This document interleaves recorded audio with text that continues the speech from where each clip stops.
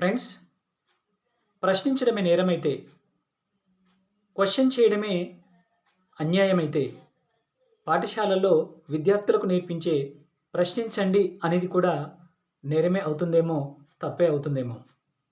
ప్రశ్న ఒక శక్తివంతమైనది. ప్రశ్న అనేది లేకపోతే, ప్రశ్నించడమే రాకపోతే ఈ సమాజం నేటి ఆధునిక సమాజంగా ఉండేది కాదేమో. ఆటవిక సమాజంగా ఉండేదేమో.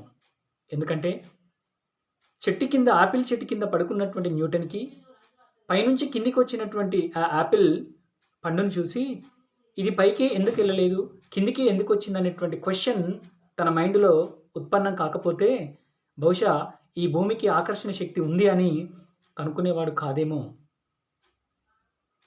బెంజమిన్ ఫ్రాంక్లిన్, మైకేల్ ఫారడే రాత్రి వేళల్లో వెలుగుతున్నటువంటి మినుగురును చూసి ఇలాంటి వెలుతురు రాత్రి వేళల్లో ఉంటే మనం సృష్టిస్తే బాగుంటుంది కదా, మనం ఇలాంటి వెలుతురును సృష్టించలేమా అనేటువంటి క్వెషన్ వాళ్ళ మైండ్‌లో ఉత్పన్నం కాకపోయి ఉంటే నేటి వరకు బహుశా విద్యుత్ శక్తి ఉండేది కాదేమో.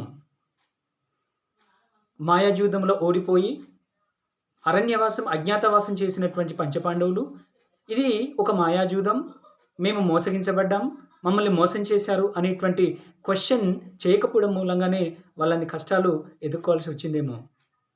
అందుకే క్వెషన్ చాలా శక్తివంతమైనది. కాబట్టి మనం క్వెషన్ చేస్తూనే ఉండాలి, ప్రశ్నిస్తూనే ఉండాలి. కానీ ఆ ప్రశ్న సమాజ హితమై ఉండాలి. ఇంకొకరిని నొప్పించకుండా ఉండాలి.